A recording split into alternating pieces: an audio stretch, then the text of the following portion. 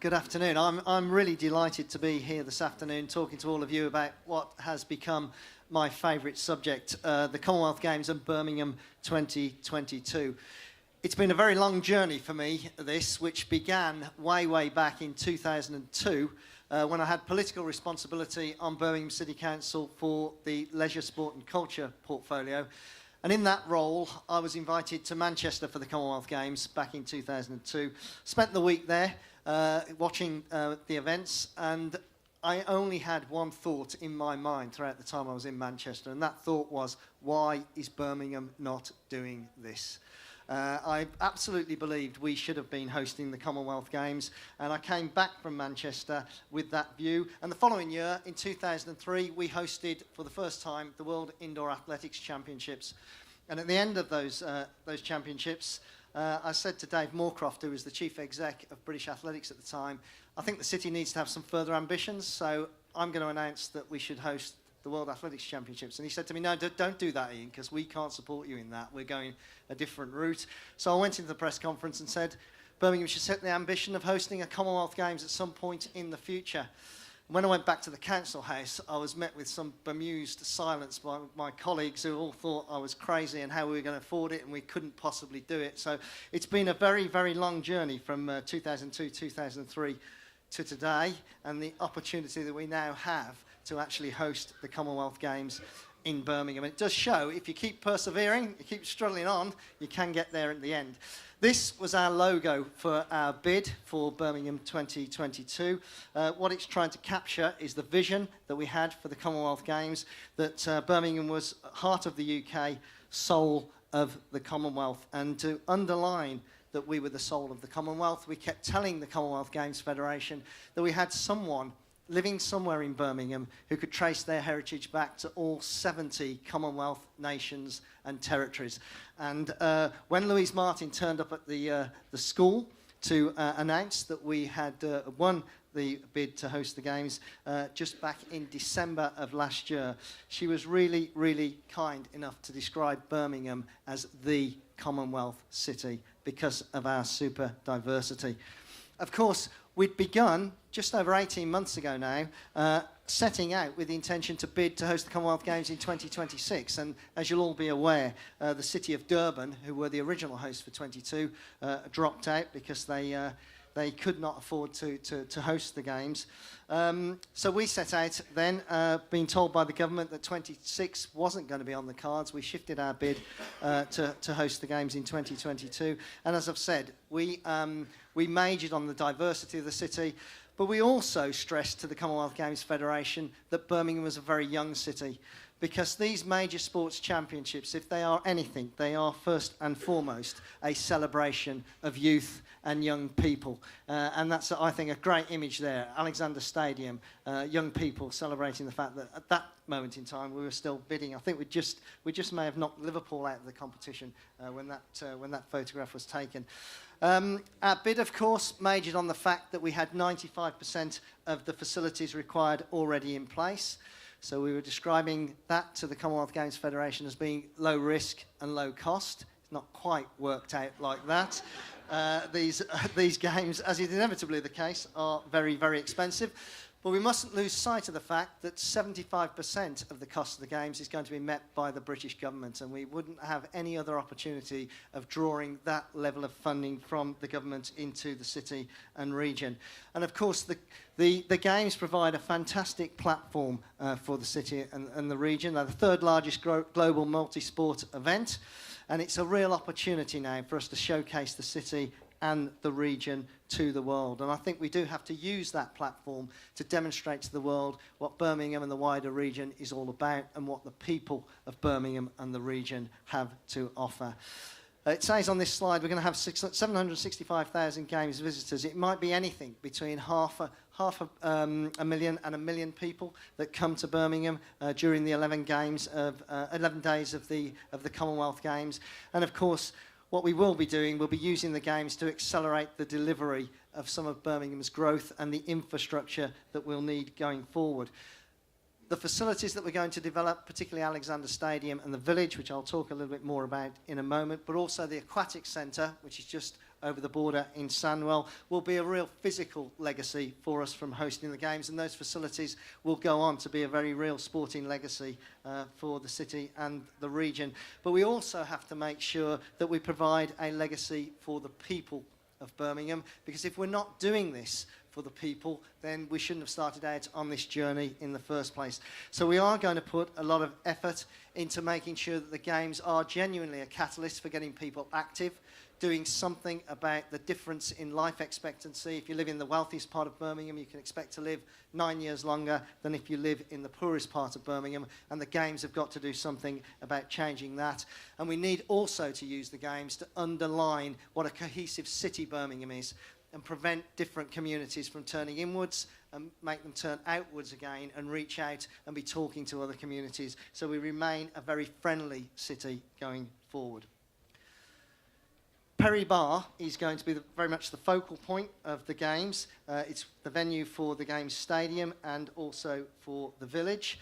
They're within easy walking distance of one another, and the announcement that was made by the Chancellor of the Exchequer earlier this week on the housing deal for Birmingham and the West Midlands is really, really important, because within that number is a figure of £143 million that will enable us to deliver the Games Village and ensure that we do have a legacy for housing that comes from the Games. Without that money, we'd very much been back into Plan B, which the Commonwealth Games Federation did not want, of using university facilities to host the athletes and all of the officials. But the announcement of that money, and thanks very much to Andy Street for all the lobbying he did of the government to ensure that we did get that announcement and that money earlier this week, which will allow us to host the games to the standard required and to the standard that I think Birmingham and the wider region deserves to deliver the games.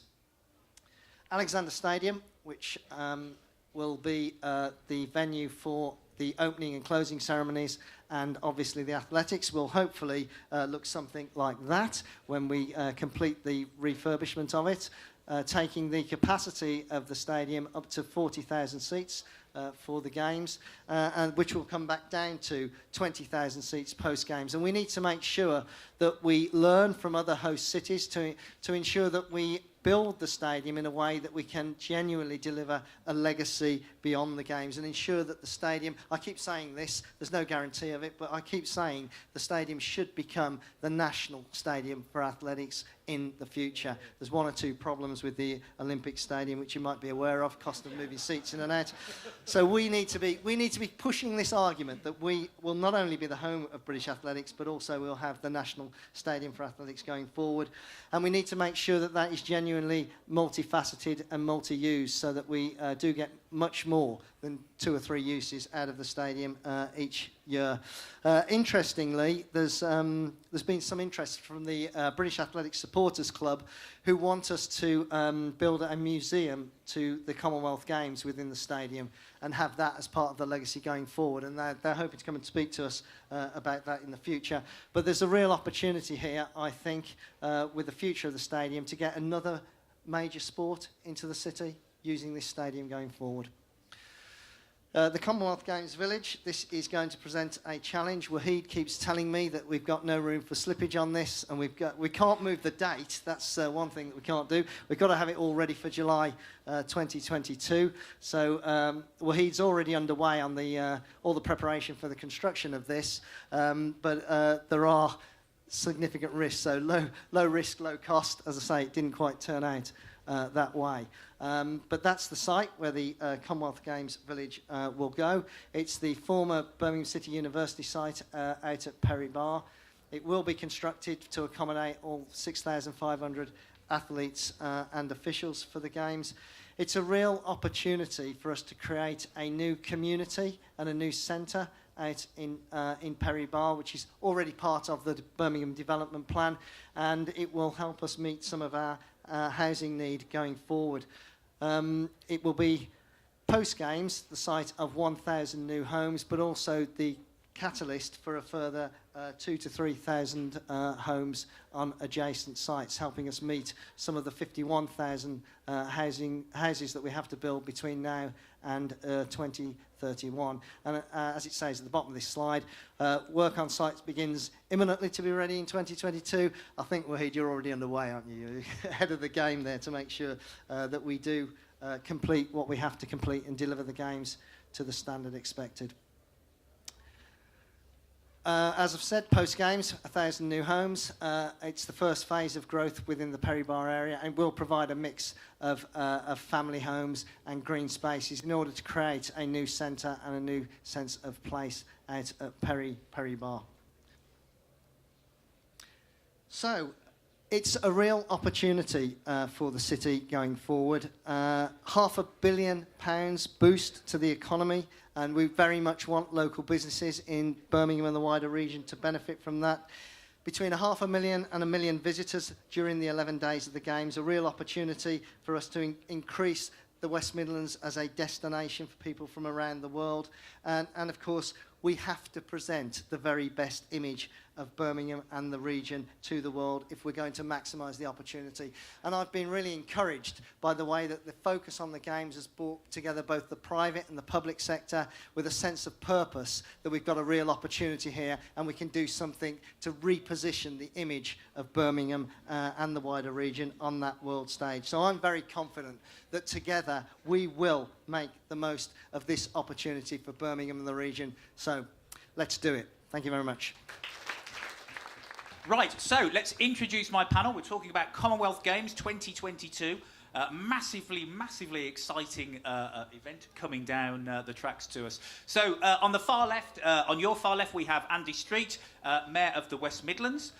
Next to Andy, we have Denise Lewis, OBE, President of Commonwealth Games England, a 2 times gold medal Commonwealth Games winner, and 1 Olympic gold as well, Denise. Next to Denise, we have Councillor Ian Ward, who we've already heard from, leader of Birmingham City Council.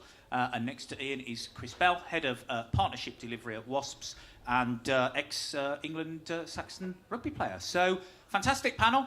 Right people to talk about the event that we are all really looking forward to. So, what we'll do, we'll kick off with our first question. Now, Ian, you already started talking about sort of our right to win and our right to host the event. But I just want to unpack that a little bit more, if I may. So, sort of starting with a general question, which is why and how did Birmingham win the right to host the 2022 Commonwealth Games? Well, I think, as I've said, we did push the idea that we were a very diverse city and that we're a very youthful city, and if these events are about anything, they're a celebration of youth. But I think beyond that, it was the connectivity that Birmingham has, the fact that, 28 million people within 2 hours' drive of the city. We've got airport links, rail links coming into the city that make us a very easy destination to reach. We looked like a Commonwealth city because of our diversity, but also a major factor was the NEC company and their long experience in staging not only major world and international sporting events. We had the World Indoor Athletics for the second time 2 weeks ago in Arena Birmingham, but all the other events that the NEC company stage on a regular basis meant that we did have the professional expertise to put on a multi-sport event with different sporting activities taking place at different locations all at the same time, and we're able to give the Federation the confidence that we could deliver that on the shortened time frame of just 4 years rather than the usual 8 years. 4 years is a challenge, but we know we're going to do it. Andy, your view, please, on why and how. Yes, so I think one of the things is there was utter determination on behalf of the bidding team. So no one's going to say this was an easy process. There were moments where it felt a bit daunting, but I think one thing that really saw us through is whatever stage of it, we were absolutely certain that there was only one outcome, and that determination saw us through. Wider than that, 2 things I definitely want to call out to this audience, and I think they really resonated both with the government, who gave us the nod against Liverpool, and then, of course, with the Commonwealth Games Federation, who gave the ultimate decision. And they were, first of all, that it was seen as Birmingham at the heart of it, take nothing away from Birmingham's contribution, but it was also on behalf of the whole region. And there was a real sense that the region came together, and obviously the distribution of sports between Cannock, between Coventry, between Warwickshire, and of course Solihull, that really made a great difference. That this was a bid on behalf of the whole region. And then the business element was critical as well. It really was very clear that we'd united all parts of the region behind this, and that really won through. I don't think there's not a single person in this room who had one moment of doubt from the time we said we were going to go for it. Confidence that we have.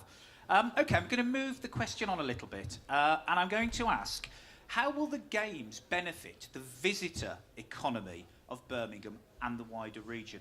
And Denise, I'm actually going to come to you on this one, if I may, from your perspective. OK, from my perspective, I've been to numerous big events, major championships, Commonwealth Games, ranging from 2002 right through to our last Commonwealths in Glasgow. And it's about the experience, you know, regardless of the sport, it's about the experience of the spectator, it's about the delegation coming over, and the spending power, you know, coming into our region and wanting to spend, being inspired, being enthused to make the most of our facilities. That really does generate a lot of interest, and hopefully, and I'm confident that with the inspiration of what will happen, you know, the regeneration, everything else, you know, people will want to talk and spend in Birmingham and want to stay there.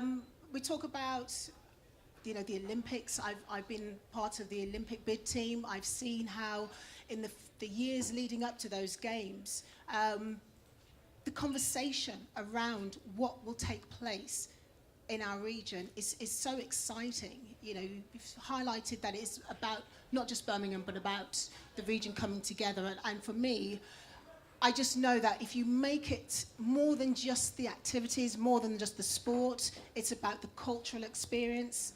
And it's about just making people want to be in Birmingham and giving them a reason to be there beyond just the fortnight of athletics. It's about our facilities, it's about food, it's about culture, and it's about coming together.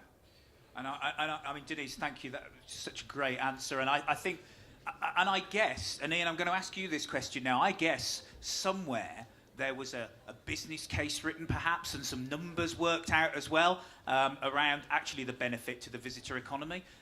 Perhaps you'd let us into some thinking around that, maybe? Well, Andy said we were determined we were only going to have one outcome, and that's certainly true. But as part of the process, we did have to prove to the government that we represented value for money for the taxpayer. So we had PwC do a little bit of work on what it might do for the economy of Birmingham and the wider region, and they've run a calculation that suggests we'll get £500 million added to the West Midlands economy as a result of hosting the Games.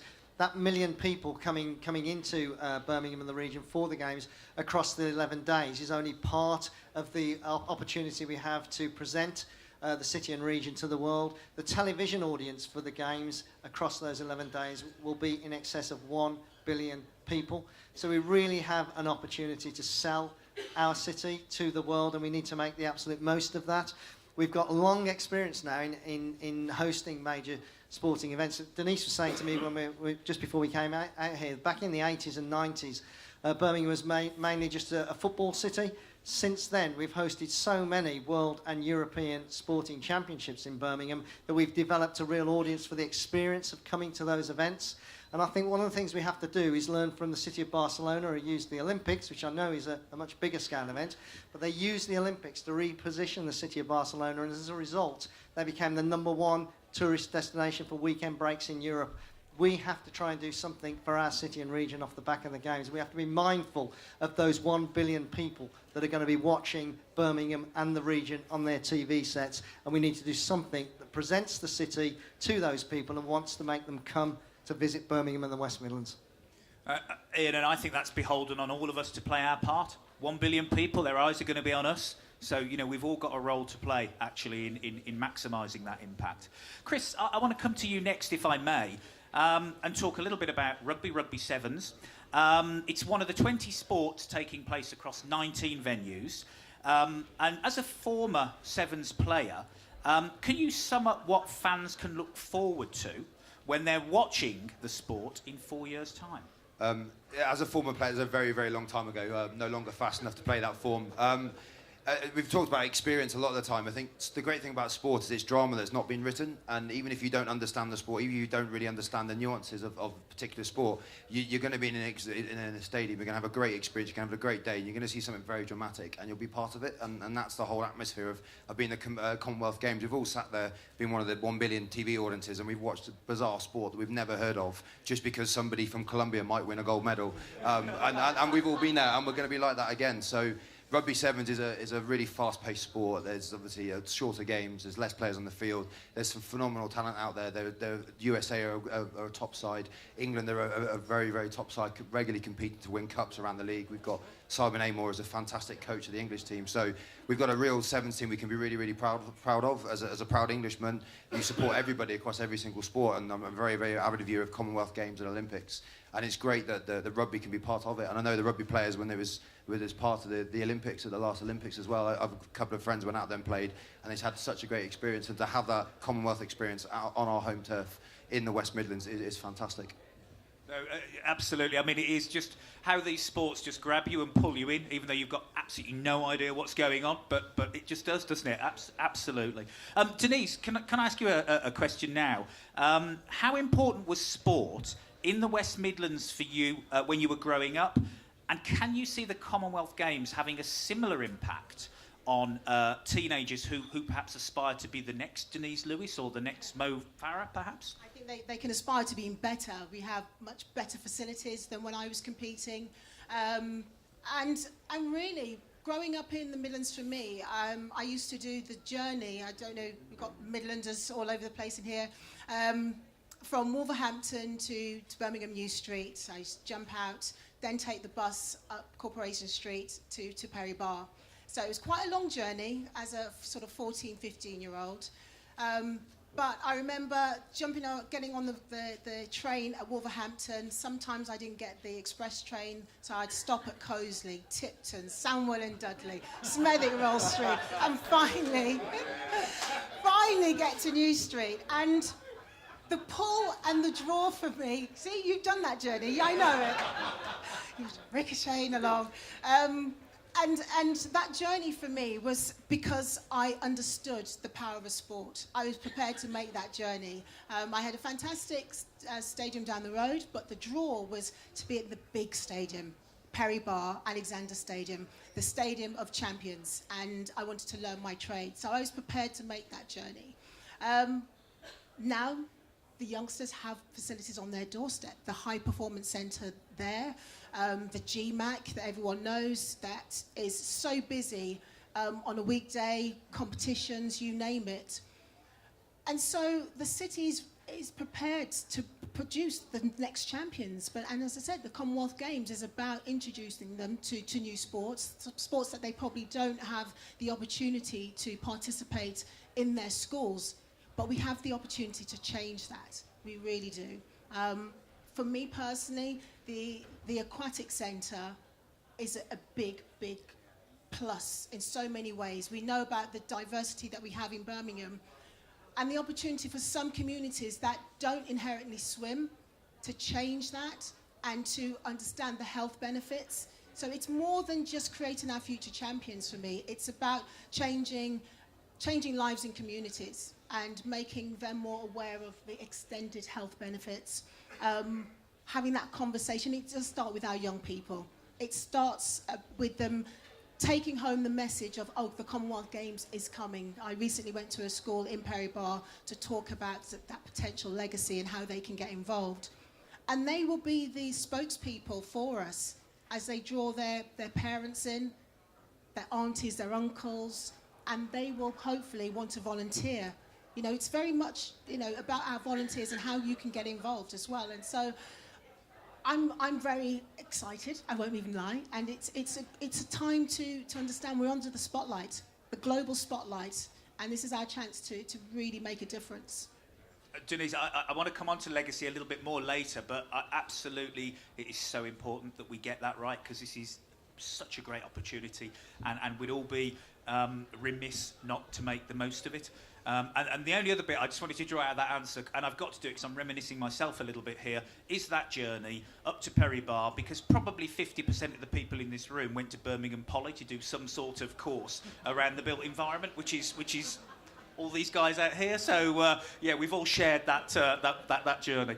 Right, I want to move on swiftly on, and actually for many people in this room, the private sector folk in this room, there's a question I want to put to Ian and actually to Andy, and come to Andy first, and that is, how can businesses and investors, those assembled actually in this room, in this West Midlands pavilion, help to play a role in the 2022 games? What can the businesses do? So I think there's two critical parts, but let's start with one that I think is another opportunity, to use Denise's words, for us to shine in the world. And that's the whole question of the business expo that will go around this. Now, again, let's be really blunt about this. The government did not invest £700 million at least, as Ian said, 3/4 of the total cost in this through a charitable reason. They invested because they thought it was a good investment for the UK as a whole. And one of the things that convinced them of that was our capacity to host a brilliant expo at a time where Britain will be being studied in the post-Brexit world. So, ladies and gentlemen, we've got to step up to the billing that has been given in that way as well. So what there will be in both 2020 and 21 is a sort of run into that with small expos, and then in 2022 we've got to do something that genuinely blows the socks off of the world, to say not just Britain is open for business, but the West Midlands is open for business. And as the exporting capital of the UK, genuinely the place that is most exposed to international markets, I think it is a phenomenal opportunity for us as well. So we'll need lots of the institutions in this room to come and play their very full part in taking part in that expo. Exactly what that looks like, I don't yet know. A lot of work to be done on that, but we will certainly be coming knocking on your door to play your part in that. Thanks, Andy. Ian, any builds on that? Well, I agree with absolutely everything that Andy's just said there, but I, first of all, I think would like to thank the Birmingham community, Birmingham business community, because when we set out or made the decision, which would have been this summer, just over 18 months ago, it was really the business community that first got behind the idea that Birmingham would bid. Personally received a lot of encouragement from members of the business community that we should go for it and attempt to host the games. So I want to thank everybody that spoke to me during that period for doing that. And I think the support of the business community remains crucial to the games. We've got to build 3 significant facilities, Alexander Stadium and the Games Village, which I spoke about, but also we've got to build an aquatic centre in Sandwell as well. And we very much want the businesses of the West Midlands to benefit from these investments.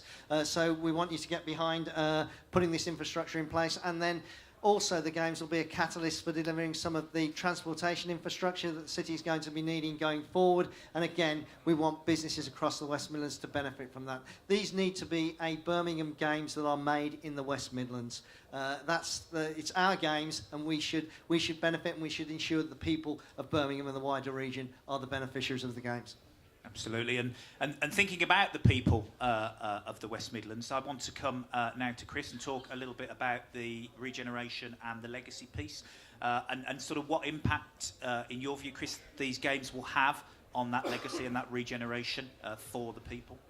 I think just picking up on something Denise said earlier on is, exposing youngsters to new sports and new environments and new experiences. If we can leave a legacy for these games, and it inspires the next Denise Lewis, the next superstars of UK athletics, in any way, shape or form, that's what we're looking to do. And sport is a key fundamental building block for character building, resilience, determination. There's so many great transferable skills that you can gain from any sport, and to have that on a truly international stage within your home city, if that can inspire the youth of the West Midlands, not just Birmingham, the West Midlands, that's what we're looking to do. We're looking to actually to really buy into and emotionally invest in those performances. And if we can help people aspire to be the next person to go along the line and have the legacy, that legacy will last a lot longer than the 2 weeks of the games. I mean, we're talking generations there. So I think that should be the aim of Jones, actually to give hope to people to watch their heroes on television and say, I want to be there. And then we've also got the pathways and the facilities to allow them to do that now. So it's a huge piece for the region, and it's really interesting to see how it's going to work out. Lots of lessons to learn from other events that have happened and capture and improve and drive forward. And Denise, do you want to build on what you said earlier? I was sort of going to add that we've got some of the greatest in my opinion, young minds studying in and around Birmingham. We have great universities and the West Midlands, all the Midlands rather, and we've got to galvanise and make sure that we retain that knowledge and that expertise to get involved on a wider level, going forward. I think it's important that they get involved in this movement that I think is such a positive one. And I would echo what you said. It's a time where we shouldn't miss that opportunity. As a sports person, having those timelines which are critical, entering to the mindset that it's a sort of a now or never moment is just really key. Don't be the ones that are saying, I wish I should have done that. Why did I not take up that baton and get involved when it was quite clear for me the pathways, whether it's about spending a couple of million here and there, but it's about making sure beyond the games that Birmingham and the rest of our Midlands is the hotbed for people across the world that want to come and also retain some of our talent that have been educated in Birmingham. Thank you, Denise. And this is such an important subject that actually I do want to bring Andy in on this one as well, around the legacy. So, Andy, your view, please. So I think there's 3 types of legacy. First of all, there will be new facilities that we wouldn't have had, very clearly. Swimming pools, athletics, and Ian's spoken very eloquently about what we hope will happen with that. There will be infrastructure that would not have come as soon. But I think the most important point of legacy of all is actually it is an opportunity for a worldwide audience to actually reappraise Birmingham. The whole story this week is about Renaissance revival, all the RE words, and actually this is a milestone along that route. And everyone will be thinking, gosh, that place, that region really is perhaps changing from an image that is incredibly outdated. So it is a brilliant opportunity to retell our story, and you can't put a value on that. Ian. Well, I think the games ultimately have got to be about people and the people of the city and the region. So one of the important legacies, or most important legacies for me, is that we seek to remove the barriers that exist that prevent people from getting active. As I said earlier, if you live in the wealthiest part of Birmingham, you will live 9 years longer than if you live in the most deprived part. So we've got to focus on those deprived parts of Birmingham and get people active. And I think what we've got to do is try and address the barriers and then collect the data to demonstrate that we have not only got people active, but continued to keep them active. One of the real groundbreaking things we've done in Birmingham in recent years is we've started giving things away. We've given away cricket bats, we've given away tennis rackets, and we've given away bikes. And we've given 5,000 bikes away, and people thought we were a bit mad to do it, but all the bikes had transponders on them. We know who's got them, we know how often they use them, we know how far they cycle on them. So we can collect all the data to demonstrate that we've got some people from inactivity to activity, and we know just how active they are. And I think we need to use the games as a catalyst to do more of that, so that we can demonstrate to organisations like Sport England, who will fund this sort of activity, that not only can we get people active, but we can demonstrate that they have remained active and they've gone on to lead healthier and longer lives as a result. And the other important legacy for me is the volunteer programme. We have to recruit 12,500 volunteers to deliver the games.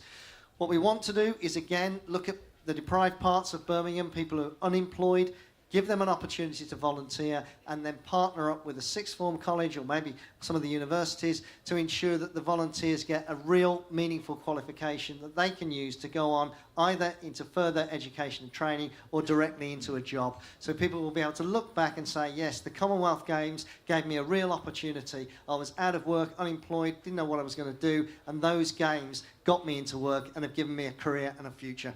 Yeah, fantastic. Absolutely what we're looking to do. I've massively run over, but I don't care. So, John, sit down because I've got one more question. I have. This is the important question, and it's to each one of you. And we are 10 minutes over, but if we take another 10, it doesn't matter really, does it? Because we're the last one of the day.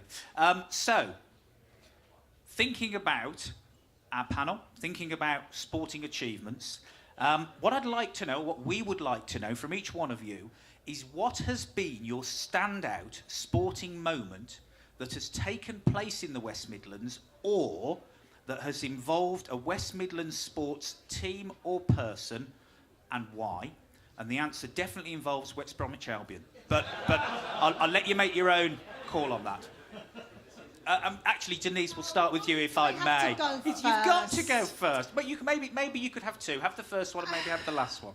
Well, I just don't want to enter the football debate because that's just going to let us all fall out right now. We don't want that. We want to work together. That's a hard one. I mean, obviously, the freshest.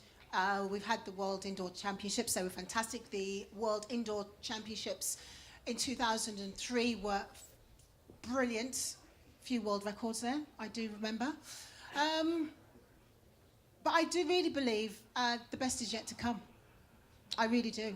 Great. I think we're going to see something special 2022. So ask me that after then. Excellent. Well, we'll definitely have you back here next year and the year after and the year after and the year after and sort of refine that answer. Chris, can I come to you? Yeah, I think the most recent one as well is the first game for Wasps at the Ricoh Arena. We moved from Adams Park. We were regularly getting crowds of about 6,500 people. We played our first game in December 2014. 28,500 people at the Ricoh Arena. It was a record for a home match in the club's home stadium.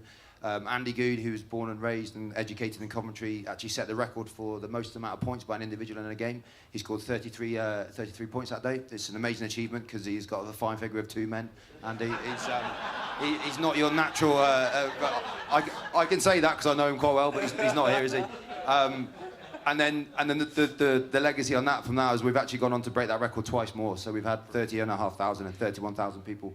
So I remember very clearly running out that day and the cheers and the welcome we had from the people of Coventry, moving the rugby club 100 miles up the road. It has been fantastic. And the club and the region have not looked back. And Andy still holds that record. So long may that hold on. But that's quite fresh in the mind and it was a good one for Andrew. Great. Thanks, Chris. Thanks for sharing that. Mr. Street, I'd like to come to you, if I may. We've all been very disciplined, Simon, and answered your question precisely. So I'm going to take a slightly different tack, first of all, but then I will answer it head on. That's fine. But I think it's worth saying this. So the thing I have to draw is, of course, London 2012.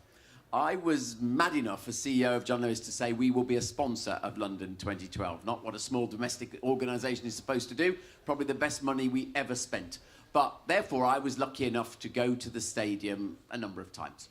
And I was there for the opening ceremony, the closing ceremony, and on that Super Saturday where Greg Rutherford, Jessica Ennis and Mo Farah won. Now, obviously, that was something very special. But what I took from that, it's sort of to what Denise said, is that was such a special moment for London. In the words of the Heather Small song that sort of encapsulated the Olympics, you know the word I'm going to use. The song was Proud, was Proud. Got that all wrong. So there we are. That song encapsulated it for me. And I genuinely think every English man and woman felt that, regardless of where they came from in Britain on that event. And I genuinely think that we can recapture that in the West Midlands when we host the Commonwealth Games. So I learnt an enormous amount from London 2012.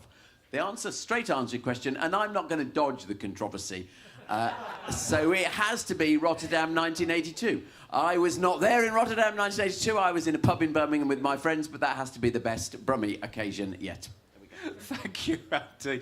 And Ian, clearly no Villa fans in the room because no one's responding to that.